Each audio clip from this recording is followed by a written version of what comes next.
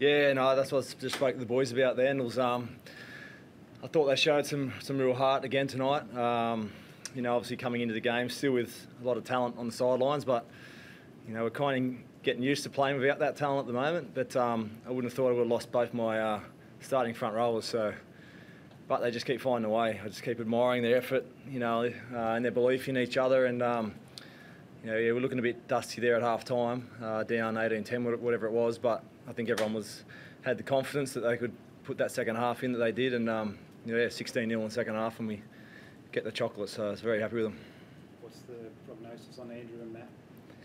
Yeah, Andrew's had a minor hamstring complaint a couple of weeks ago. I think it's something similar, but they don't think it's too serious, which is good. And Matt has had a few burners with his neck or shoulder. He had to have one last week, and I think it was the first tackle of the game. He come out of the first tackle with a bit of an issue, but it's more sort of localised in his neck at the moment. So they just didn't want to risk him. So they don't think it's that serious. So we've got a long turnaround. So hopefully they'll both be okay. Paul Gallen had to step up in their absence tonight. What do you make of his effort? Yeah, huge effort by Gal. He played the first, it was at least 50 minutes straight, and his stats read 200 metres gained, a try, and I don't think I'd say this, but a goal. So what a way to go out on Suncorp Stadium for the big fella. Obviously, I think he was 1 from 9 in the Sharks jersey up here over his career, and about 4 from 21 in all-time games up here with all his rep footy. So, yeah, I was thinking, geez, should I even play this bloke tonight with those sorts of numbers? But I knew I had to have him having that sort of game tonight. He did, and he's just, typical Gal fashion, gets the job done when we need him to. What happens in a situation like that, John? Do you try and get Paul Gallen off the field? Does he just refuse to come off? He plays a big minute out there.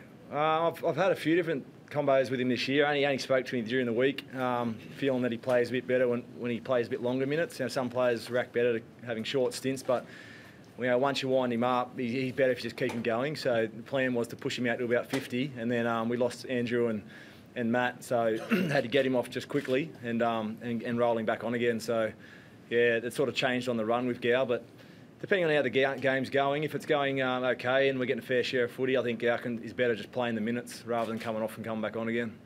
The bench did a great job for you guys last week. How important was it to see guys like Braden Hamlin-Uele and Jack Williams step up for the second week in a row? They've been huge for us. Like again tonight, they ran for another couple of 100 metres more than the Titans bench, and they've been massive for us. They really have. So I thought Jason McHugh was huge. I think he ran for over 150 metres in 30 minutes of footy. And I had to keep him off for a bit because I knew once I got him out there, he's probably going to stay out there. And Braden Uele is just he's going from strength to strength. I think it's his 5th game now, and for a guy who's that big, up around 120 kilos, to punch out sort of 50+ minutes in the middle was he's getting better every game.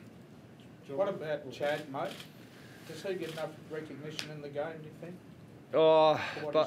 Yeah, but it's probably not across the game, but certainly within the walls of our change rooms, he does. He's just our leader. He steers the ship. He puts so much effort into his preparation every week. He knows the game plan like the back of his hand.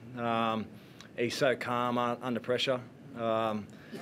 He's really good with all the young boys in the squad that are coming through. And he showed last week. He just kicked Melbourne to death in that second half, and I thought he just controlled things really good tonight in the second half again.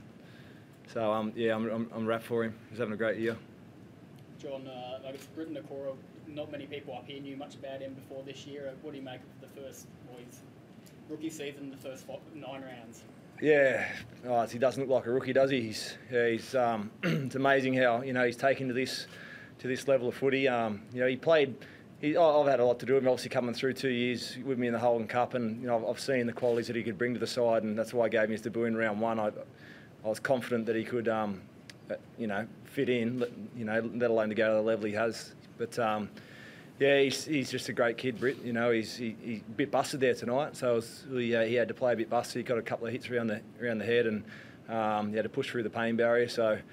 But he's getting better every week, and I'm just so proud of him for the season he's having, from where he's come from. You mentioned Moyes is probably going to be back next week.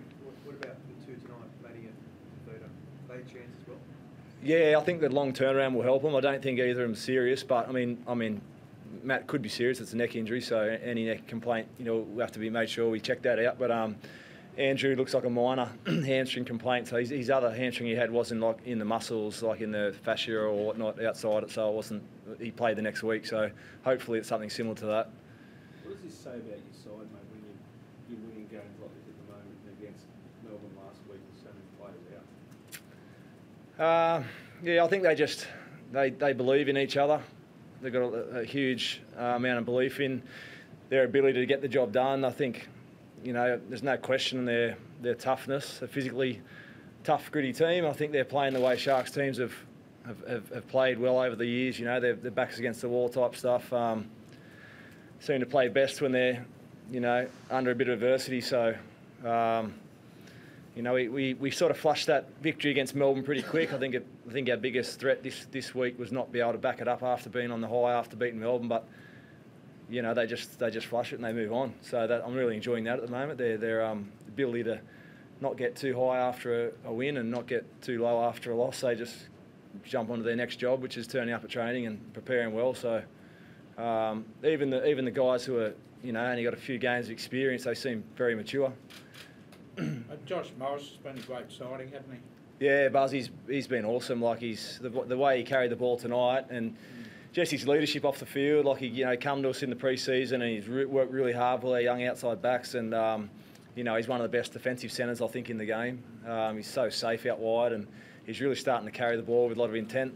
And he's been good, mate. Just that experience out wide. He's a great fella to have, good character to have around the club. John, do you know if there's any discussion about switching goal kickers before Kyle's penalty? There seemed to be a bit of chat on the field. Did anyone... I don't think so. No, I think Kyle was pretty keen to step up and knock it over.